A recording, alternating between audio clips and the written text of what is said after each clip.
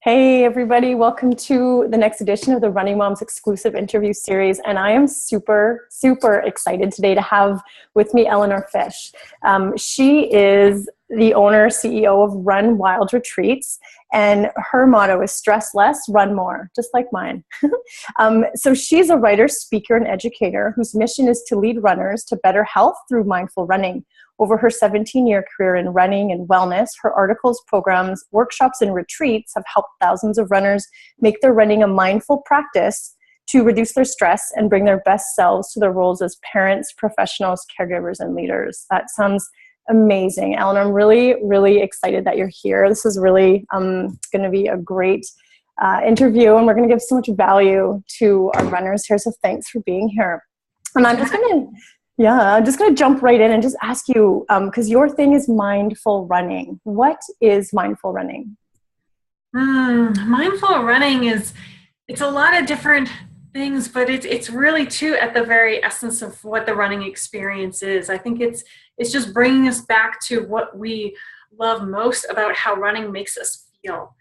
I find that it's so easy to get caught up in the pursuit of better and better performance as a runner, and a lot of the information that comes at us through, magazines and books and just the running lifestyle can be really focused a lot on running to set a PR, to get better and faster and all this kind of stuff. And after a while, that can really take away and actually detract from the just simple enjoyment of running. So my goal is for people to just reconnect with that simple joy of running. And in the process of really making that reconnection is to deepen the stress-reducing qualities of running, which I find to be some of the most powerful benefits we get from the running lifestyle. Yeah, absolutely. Is exactly what running is to me, and how I try to change people and help them see running, because I always say running can be life-changing. And I think when you adopt this mindfulness to your running, that's how it can be life-changing. So how did you get started? Like, how did your running become more mindful? And what was your transformation? Well, I started running as a teenager. I actually grew up in British Columbia and ran varsity track and cross country all through university at the University of Victoria, as it happens, and after that got into running ultra marathons. And so my running for most of my life has been about competing and racing, and I've really gotten a lot of joy and accomplishment from that.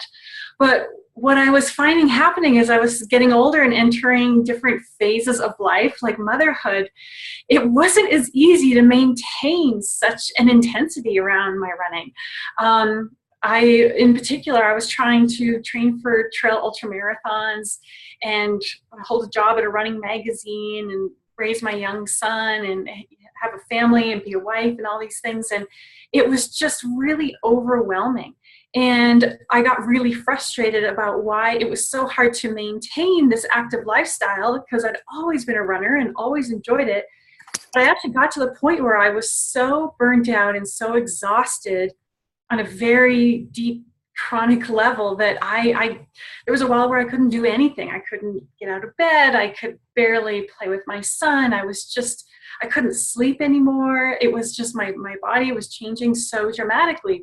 And it's because it was just so overloaded with stress that it had just seemed to have stopped its ability to process that stress. And it was just accumulating and making me feel very sick. And so that experience prompted me to really look at what I thought was my very healthy lifestyle. In fact, I was in overdrive. It wasn't that healthy because I was just doing way too much and letting the stress accumulate. So for me, learning about mindfulness was the glue that really brought together all the other really healthy habits that I needed to implement in order to get past that extremely exhausted and depleted state. That was the practice that helped me get into a more consistent and healthier sleep routine, better eating habits, a more balanced exercise routine that was more sustainable. And it let me really make sure that I was replacing what I was taking out in terms of my energy stores from day to day. And so it's what that really looked like was what probably a lot of people think of as a mindfulness practice, which is like a seated meditation practice. But as I was doing it, I was noticing that that when I went for a run, it was kind of the perfect opportunity to practice a lot of those same mindfulness principles. And that it was almost easier to get into that mindful state of mind when I was out for a run than when I was just sitting on a cushion. And so as I just practiced more with it and was doing more and more research, it really became clear to me that you can get a lot of the same health benefits of mindfulness when doing it while running as when you do it as a seated meditation practice. And so now that's become a very core part of my wellness routine. That's incredible. Like, that sounds like probably the story of almost everybody listening to this, and it's absolutely my story. And for me, running is 100% mindfulness. It's, people say, well, what music do you listen to? And I don't listen to music. I just need it to be quiet, and I just need that time by myself. And I really say through kids, it's, running is the only thing that kept me connected to me. And my whole mindset around running has shifted. So that's really cool. So for other people who are sort of stuck in that overwhelm, overdrive state, because I know so many people are, especially when we're moms, how do you change that mindset from being rigid in your training? And at that point, training is adding stress to your life because you got to get it in, you got to get those runs in at all costs, and it's adding stress to using running as a way to manage stress as a mindful practice. Because when you're a busy mom, your kids get sick, you don't sleep, you don't have time, you feel locked into that training program. So you either keep doing that and keep adding to the stress, or you don't get your runs in, you feel guilty, you feel bad about yourself, and you quit. And I see that happening in my groups, the people dropping out. They start, they're excited, and then they disappear. And that is never the intention of running for me. That is not the intention of a program for me. And I feel like I'm not doing my job properly because they're not making that connection early on enough. So how do you help people make that mindset shift and be gentler on themselves and less rigid so they can just enjoy their journey and still reap the benefits of running? Yeah, I mean, I think it doesn't matter how long we've been a runner. We all kind of encounter that kind of obstacles sometimes, right? I mean, I've been a runner my whole life, but I can go through periods where I feel so torn in so many different directions that making time for running is just doesn't feel possible. It feels like it just can't be at the top of the priority list because there's so many other pressing things that have to get done, whether it's meeting work deadlines or trying to get enough sleep or looking after the family. And so I can really relate to that as well. But one of the key things that it's so great, there's some really wonderful principles from various mindfulness practices. And I kind of pick and choose the ones that I find really applicable to those of us as runners, especially women runners, and the particular issues that we're dealing with. And one of those great principles is this idea of self-compassion. And really, that's like the scenario that you were describing where you get really frustrated and start to beat yourself up if you don't stick to the training plan as it's written, as it's been laid out, and you kind of have it all mapped out for yourself. But then there you are having to make a decision between, maybe being home to make dinner or still getting your workout in. And then you have to choose between these very seemingly impossible choices. And when this happens day after day after day, it can be really exhausting because those are terrible decisions to have to make because you place a great value on both things and you don't want to have to give up one over the other. And you shouldn't have to choose one over the other. And so the big mindset shift that we kind of work through that I would recommend is looking at your running as your practice for making these other things possible. You showing up to be able to serve your family depends on you being able to get your run in so that you feel good that you've got some time for yourself, And so when your running is happening each day in support of the other things that are also really important, it's not an either or. It's not, oh, I got to do this really important thing or go for a run. It's like, I'm going to go for a run because then I got to do this really important thing. And it makes it a lot easier to then find the time. And I know that having time for running is, especially when we look at it as really part of our self-care practice, which is really how I think it most serves us best. It can be really hard to make it a priority, to do it first ahead of other things. So whether that's first thing in the morning for you, or first thing after the kids go to school, or first thing, at your first opportunity in the day, that's the choice that you're faced with. But once you kind of establish a routine and say, well, I'm always going to put this first, then you only make that decision once. And then it's easier to construct a routine around that priority because you've only had to decide that it's a priority one time. You're not having to make that choice each day after day after day. Do I do this or do I go for a run? There's an interesting principle that I learned about that I think really applies here as well. And it's this concept of decision fatigue. And I was always wondering why it would get progressively harder throughout the day to make good decisions, whether I was at work or just in the course of daily life, or even through the work week. Like Monday, you can be like super charged up, like, oh, I'm going to get all this stuff done and make all these decisions and get all these things going. But then by Friday, the brain is just mush, and it's like it's so hard to decide what to do with this situation.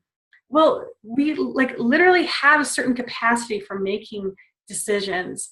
And so it's important to kind of put as much as you can on autopilot, essentially. And running can be one of those things where it's default that it's going to happen first. And then you don't have to make these decisions, make an active decision about when you're going to run or where you're going to run or who you're going to run with or how far you're going to run. You can just kind of let go a lot of those decisions by either planning things ahead of time or just letting it be kind of a free flow experience. But knowing that it's going to happen because you already prioritized it is the most important thing you're going to do for yourself today. And that it is going to serve and support all those other things that you have to get done in the day. And, when it comes to making important decisions, you're going to do a better job making those important decisions after you've had your run. And deciding when and how to run shouldn't have to be one of those hard decisions. It should be really easy. And that's practice. That's part of the practice of healthy running. But for a lot of people, it's the very first step that we work on. It's like, never mind what workout you should do. When are you going to do it? Let's just make that an easy part of your day. And then what I tell people too is when they are finding that they're missing their runs and they're feeling guilty and they're feeling bad, that they need to stop and just take a breath, and it's okay. And a plan is only there as a guide. It has to be flexible. Awesome. Yeah. You have to be flexible because there definitely are times where you want to make it a priority, but you literally just can't. And maybe your body is maybe telling you that, no, your priority, you might think it's running, but it actually is sleep this week. And you actually need to listen to that. So you get plans, but you have to be adaptable and tune in and listen and adjust and reach out and ask questions about that. So that's awesome. But you have to prioritize too, because I think it's the long term of running, right? But as soon as you got the time, you got to be excited about that run again, and you got to put it back to the top, and you got to get it done because you're better. So don't let months go by, right? I think that's a really important thing. Just get those shoes back on. So in some of your blogs, I've been reading through, you talk about sustainable running. What's sustainable running? Well, I think it includes the principle that you were just talking about, which is really, being flexible in how you structure your running.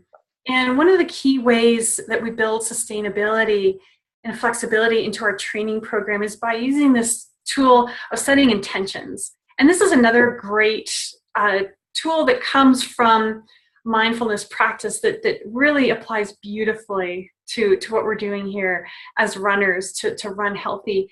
And by setting an intention, it's a really interesting practice because it's a little bit different from setting a goal. And, all of us as runners, we're so good at setting goals. We're really good at that. And then we're really good at then working hard to pursue those goals. Setting an intention is a little bit different in that it really starts with asking yourself, how do I want to feel today? What is going to serve me best? And the thing is like you said, each day is really different. Some days your plans are going to get completely shot and the run may not happen, or it may be a lot less or different than what you had originally planned. I mean, no matter what, some days we wake up feeling pretty beat down because we're not recovered, we're not getting enough sleep, or there's just a lot of stress weighing on you. That's going to affect the quality of your run. And that's when it's really important to come back to your intention, because if your goal, say, is to run 10 kilometers today, but your intention is to keep it really feeling relaxed and rejuvenating because you have a really important workout or race on Saturday, then once you start that 10K run, you may realize, after the first 10 minutes that today is just not the day and you are feeling really, really tired. You can come back to your intention and be like, okay, well, what's going to set me up best to feel good on Saturday? Because that's what's really important. You may decide to just end the run right there, to slow down your pace, or to just walk the rest of the distance instead of running, because you're listening to what your body's telling you. And so intentions can be a great way to really ask yourself, what's most important? What do I need right now? And how do I need to adapt what I'm doing in order to fulfill that intention? The other part of setting intentions is that it's really focuses your attention on the immediate experience of running. And I think that this is really a key thing because we get so caught up in pursuit of these future goals, the things that we want to accomplish, the PRs we want to reach. And it's fantastic to have goals. And yes, they can be very motivational, but we don't want to lose the intention of how running should feel right now. What the dangerous trap and what makes running unsustainable is when we ignore the signals that our body is sending us right now, and we just run through the fatigue, or we run through the pain, or we just run through the maybe the bad mental state. Like when you're feeling really unmotivated, that's some feedback your body's giving you that maybe running today isn't a good idea. So the idea is not to push through those feelings, but to notice them and be like, my job is to listen to what my body's telling me today and to factor that into how I'm going to approach this run or the rest of my week or the rest of my day, and make decisions that are going to support the way I really want to feel. So intentions can be really powerful for shifting the focus away from the future goal and make sure that we're factoring in how we really want to feel today, so that you can really start to stay connected to the joy that running can bring to your life immediately. If we always run in pursuit of future achievement and future performance, we really lose the joy that comes from just going out and being outside and running for the joy of it. Yeah, I think that's so key when we're really busy and when we're really tired and when we just want to skip our runs, because when you change that mindset around it to, I just want to do it because I know it's going to make me feel good. It's going to bring me, it's going to make me more productive at work. I'm going to be better with my kids. That decreases your stress, as opposed to, I have to get my run in and I have to run at this pace and I have to get it done no matter what, because that's very rigid and just adds to your stress. Because I know one of my interviews is on adrenal fatigue, and like running can contribute to your adrenal fatigue, or it can be a part of the solution to your adrenal fatigue. It depends. Again, I always tell people, if you don't change what's up here, you can't change anything else. So it's just that mindset shift. So really beautifully said. So do you compare mindful running to yoga? Because we talk about training for running, and yoga is always, they practice yoga. How do you compare those two? I'm glad that's a great question, because I've practiced yoga on and off for a couple decades. And well, I'm definitely, definitely your typical runner yogi with very limited range of motion, especially in the hamstrings. But nonetheless, I definitely have learned some amazing things from yoga that I think really serve us well as runners. And one of the biggest things is the power of the breath. It's amazing. When you link movement with breath, the movements are so much more powerful without any extra force. And this is something that I love working on with people and talking about and seeing how these small shifts in how they breathe while they run, how that can change their running experience. And I've been using this a lot for myself because for a long time, especially when I was running competitively, I was experiencing some like IT band and hip pain, really, really tight, a lot of tightness in the hips. And by changing my posture and how I was breathing while running, I was actually able to reduce the stress of the impact of my foot hitting the ground and then the impact force that was sending up my leg and into the hips. And what I've learned since then too is that we can become so much more efficient as runners just by changing the way we breathe. And so a big part of mindful running is using the breath to control effort level and pacing, and also too just to really keep you very focused on the immediate experience of running. So you can really notice how your breathing is coming in and out of the mouth and in and out of the lungs, and how you can really relax into an effort and play around with running at higher speeds and higher effort levels, but without a big increase in heart rate. And that can be a really amazing way to build endurance and build speed without exerting a whole bunch of additional force on the body. Because as soon as it's easy to start doing speed work and then all of a sudden start to feel injury or pain coming on. Mm-hmm. And breath is really important for postpartum running, because if you can learn to breathe with and incorporate the right postures, you're going to be recruiting those pelvic floor muscles and your abdominal muscles way better together, so you actually can help recover as well. So we talk a lot about the breath. That's awesome. I think I like to think of yoga as running as a practice as opposed to training, because it just shifts that mindset again. I love yoga, how they practice, and it's just a different tone to that. So talk to me about your running manifesto. What is it? How do you use it? Why did you create it? And maybe if you have it in front of you, you can read it too. It's good. The Healthy Runners Manifesto kind of came out of all the things that I really needed to start doing to get over that deep fatigue that I was feeling a few years ago, where I was super depleted. And at that time, I thought I was living a pretty healthy lifestyle, but what I didn't realize was just how I was burning the candle at both ends. And, you mentioned how running can be an activity that can contribute to fatigue-related issues, but it can also help you recover from fatigue-related issues.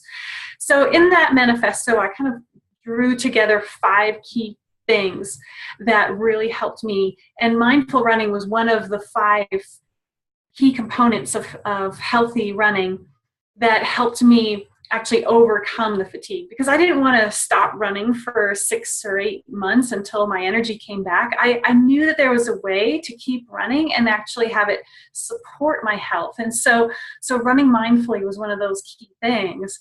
And then the other key things in the Healthy Runners Manifesto is about the importance of sleep for runners. And I think somewhere on my website there's an actual formula apparently that some sports scientists came up with for how much additional time you should add to your nightly sleep when you're an active person like a runner. You need more than just the standard 8 hours. And so I was really taking sleep for granted, but had to change that pretty quickly. We all do.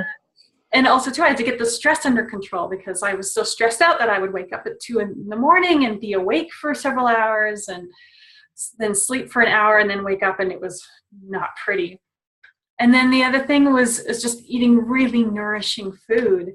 And I've always loved eating healthy food. I've always eaten healthy food, but as runners, we get so busy, and as moms, we get so busy, and meal planning, making time to eat really healthy meals like the way we know we should can be really hard. So I included in there some great tips that I've used to help incorporate more whole foods, more vegetables into my daily routine. Things like juice and shakes and that sort of thing, and just the importance of really replenishing what you burn off for recovery after running.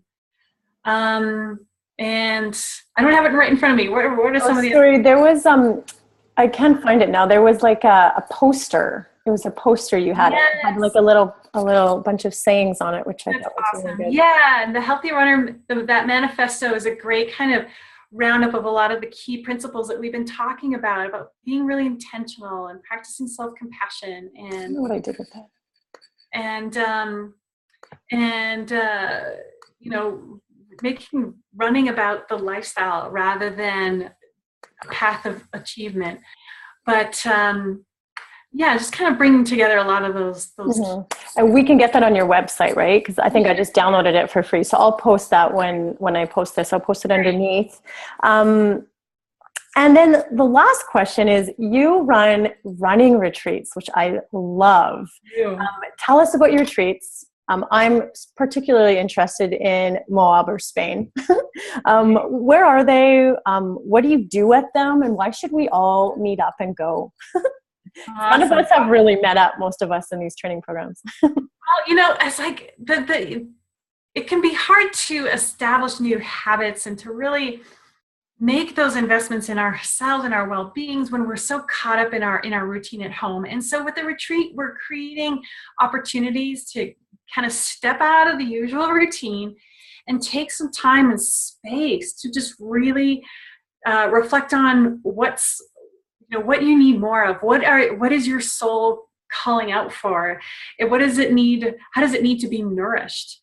And so by traveling to a new place, it's amazing. It's an amazing way to open ourselves up to new perspectives and new ideas, and just come home feeling really revitalized and refreshed.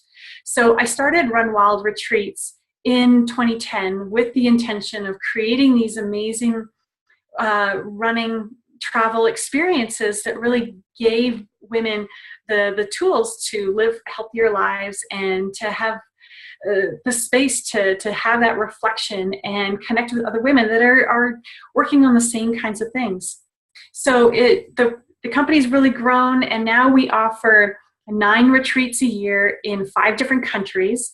And that includes in the U.S. in a place called Moab, Utah, in the desert. It's absolutely beautiful. And then we are in Costa Brava, Spain, right on the Mediterranean Sea. Ooh. We're in Iceland. We've got 2 retreats in Iceland this summer, and one in the south and one in the north. And also in Ireland, we have a running and writing retreat. And then also in the Swiss Alps, we have another retreat there. So we do multiple retreats throughout the year, so lots of opportunities to come join us. And the amazing thing with our retreats is that they're very small group. We offer a ton of support throughout the retreat. There's a retreat leader, an educator. I lead most of the retreats, but we also have some other fabulous leaders and amazingly accomplished runners that lead our other retreats. And we also work with professional, locally based guides. So we run with Irish people in Ireland, we run with the Icelandic people in Iceland, we run with wonderful Spanish runners in Spain. And so we get to experience the local culture, we get to see places that are totally off the beaten tourist path, and we just have a great time running around these different places and exploring things. And our retreats all include lots of time in the itinerary for free time. We've got wellness workshops. There's time to, do whatever you need, whether you want solo time or you want to go do more sightseeing, have more adventures.